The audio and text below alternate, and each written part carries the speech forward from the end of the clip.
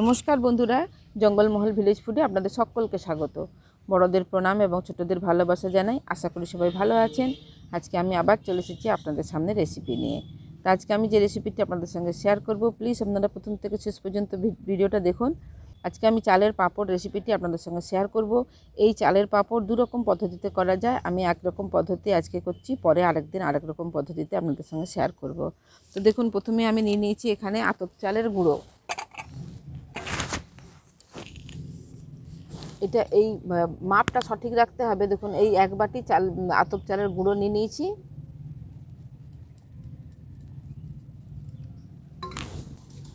দেখুন, এখানে এক বাটি আতপ চালের গুঁড়ো নিয়ে নিয়েছি, আর ঠিক সেই বাটির মাপ করে এক বাটি জল নিচ্ছি।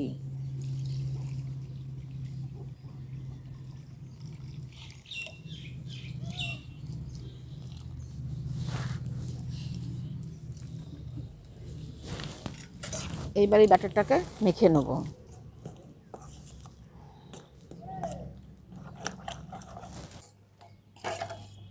দেখুন, এরকম পাতলা করে ব্যাটারটা মেখে নিয়েছি।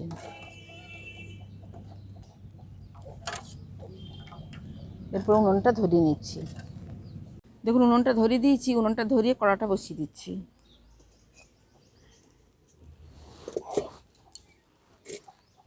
দেখুন, যে বাটিতে মাপ করে আমি চালের গুঁড়োটা নিয়েছিলাম, সেই বাটির মাপ করে 8 বাটি জল আমি এই কড়ার মধ্যে দিয়ে দেবো।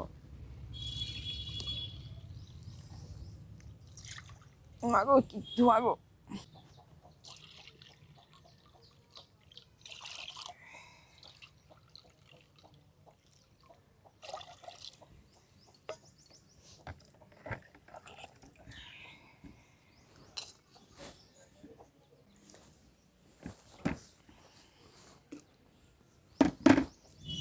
দেখুন, 8 বাটি জল দিয়ে দিয়েছি। এবার জলটা একটু গরম হোক।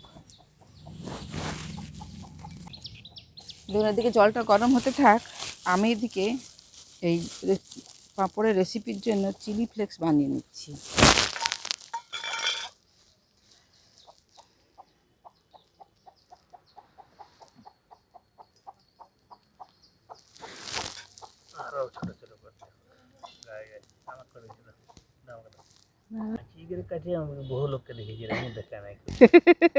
কি করবো, বটি ছুরি আনিনি, তাই যে কাঠির সাহায্যেই চিলি ফ্লেক্স বানিয়ে নিচ্ছি।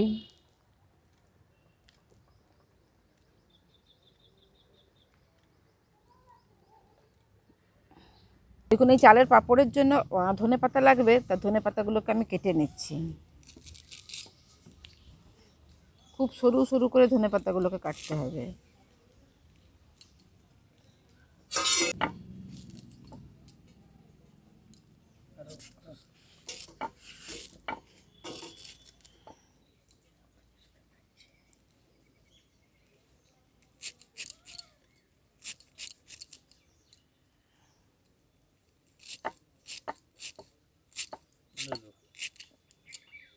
সমস্ত কিছু রেডি করে নিয়েছি। আর এদিকে দেখুন, জলটাও আমাদের হালকা হালকা ফুটে এসেছে। এরপরে যে ব্যাটারটা আমি তৈরি করে রেখেছি, ব্যাটারটা ওই জলের মধ্যে দিয়ে দেবো। তো তার আগে ব্যাটারটাকে আমি প্রথমে ভালো করে মিশিয়ে নেব। কী হয়, ওপরে শুধু জলটা থাকে আর নিচে চাল গুঁড়োটা পড়ে যায়। তাহলে এটা আমাকে ভালো করে মিশিয়ে নিয়েছি। মিশিয়ে নেওয়ার পরে এরপর আমি এর মধ্যে দিয়ে দেবো ব্যাটারটা।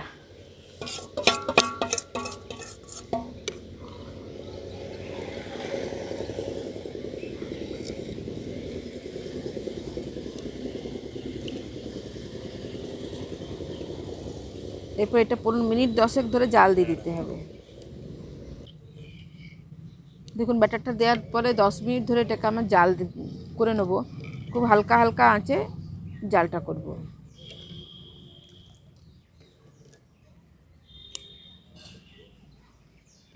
দেখুন, এই ব্যাটারটা দেওয়ার পর কিন্তু ক্রমাগত নাড়তে হবে, তা নাহলে দেখবেন যে ঢালা পাকিয়ে যাবে।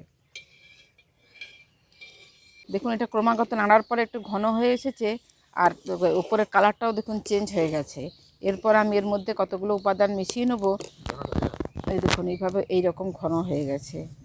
আর এটা মানে কালারটা দেখবেন, উপরের কালারটাও চেঞ্জ হয়ে গেছে। যে ফিট সাদাটা ছিল, যে ঘন একদম ফিট সাদাটা ছিল, সেই সাদাটা আর নেই। এরপর আমি এই যে চিলি ফ্লেক্সটা কেটে রেখেছি, মিশিয়ে দেবো চিলি ফ্লেক্সটা।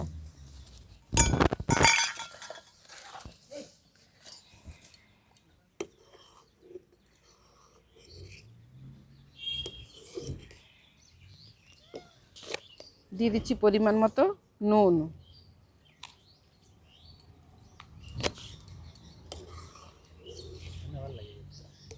নুন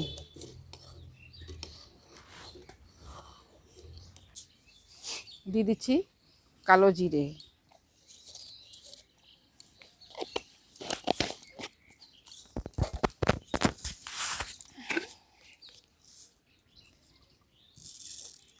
এমনি গোটা জিরে,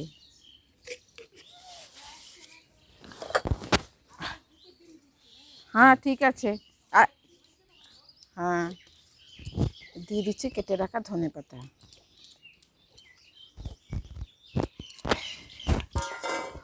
সব কিছু আমি একসঙ্গে খুব ভালো করে মিশিয়ে নেব। এখনই একটা কি সুন্দর গন্ধ বেরিয়ে গেছে না?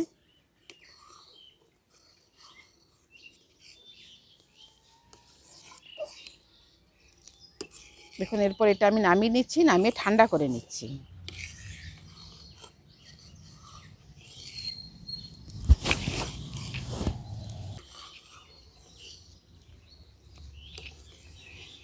এরপর এটাকে নামিয়ে আমি ঠান্ডা করে নিচ্ছি।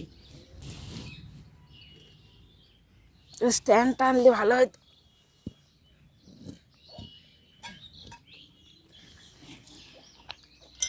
এখানে এবার ঠান্ডা হয়ে যাক। এটা কি সুন্দর দেখতে লাগছে না? এইটাই কি সুন্দর দেখতে লাগছে দেখো না। এক বাটি খাবো কেন? এক বাটি এটা কি খাওয়া যাবে? এটা পাঁপড় হবে, পাঁপড়। দেখুন কিছুক্ষণ পর ফিরে এলাম, আর এদিকে আমাদের যে ব্যাটারটা তৈরি করে রেখেছিলাম পাঁপড়ের জন্য চাল গুঁড়ির, ব্যাটারটাও কিন্তু ঠান্ডা হয়ে গেছে। আর এরকমের একটা পলিথিন পেপার নিয়ে নিয়েছি। এবার এই পলিথিন পেপারের উপরে তেল বুলিয়ে নিচ্ছি।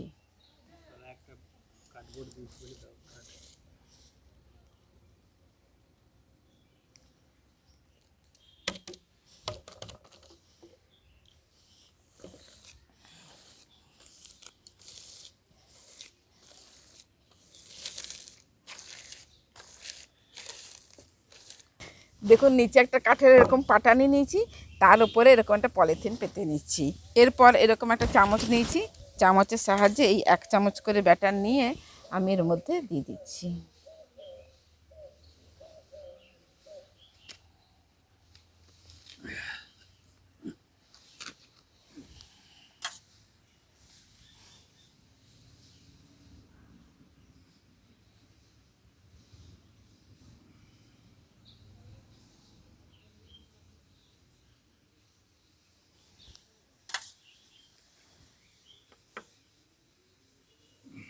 সুন্দর কালারফুল হচ্ছে না?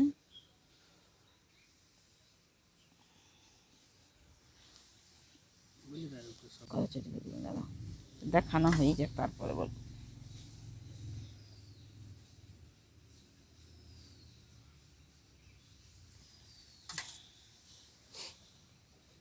সমস্ত ব্যাটারটা এই পলিথিনের মধ্যে আমি এটা এইভাবে বেলে নিচ্ছি। আর এই পাঁপড় সরাই দিয়েছি, মুখটা দেখো। এইভাবে পাঁপড় বানালে কি হয়, খুব একটা রোদে দেওয়ার বেশি ঝামেলা থাকে না। বাড়ির মধ্যে রাখলেও কিন্তু পাঁপড়গুলো শুকনো হয়ে যায়, তার কারণ একবার তো এটা উনুনের মধ্যে জাল দেওয়া হয়েছে, ওই জন্য বাড়ির মধ্যে রাখলেও এটা শুকনো হয়ে যায়। আর আমাদের এখানে রোদে দেওয়ার খুব ঝামেলাই।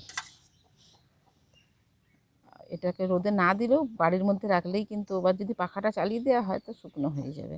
আর এখন তো ড্রাই আবহাওয়া।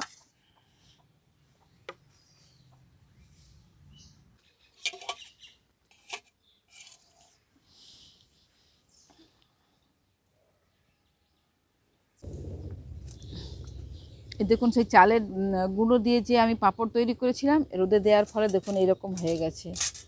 কি সুন্দর দেখতে লাগছে দেখুন, কালারফুল একদম।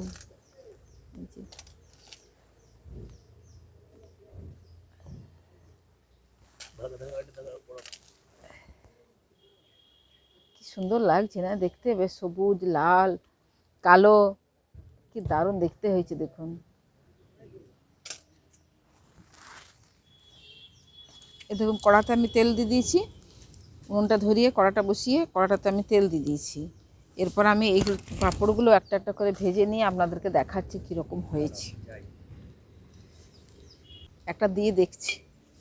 আর এখনও গরম হয়নি ভালো।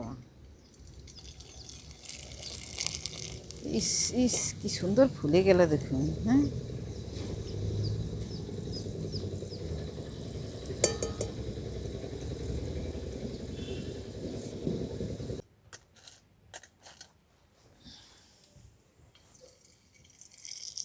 দেখুন তেলে দেওয়ার সঙ্গে সঙ্গে একদম কত বড় হয়ে ফুলে যাচ্ছে। হ্যাঁ, তেলে দেওয়ার সঙ্গে সঙ্গে কত বড় হয়ে ফুলে যাচ্ছে। খুব গরম হয়ে গেছে, লাল হয়ে গেছে।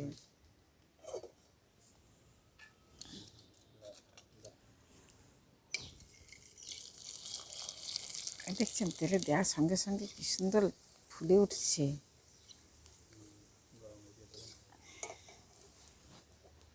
প্রচণ্ড গরম হয়ে গেছে।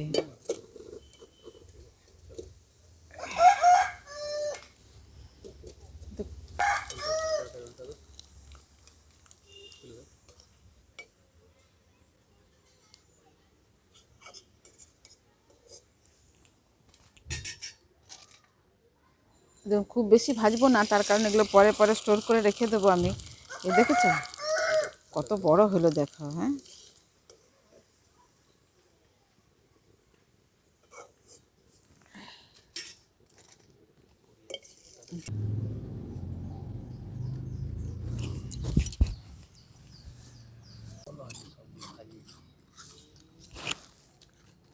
দেখুন সবগুলো আমি ভেজে নিইনি, যতগুলো লাগবে ততগুলো ভেজেছি।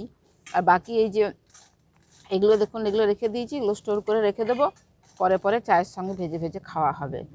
তো এই যে এইভাবে বানিয়েছি, কতটা মুচমুচে হয়েছে আপনাদেরকে দেখাচ্ছি ভেঙে। দেখুন আওয়াজ শুনেই বুঝতে পারছেন কতটা মুচমুচে হয়েছে একদম।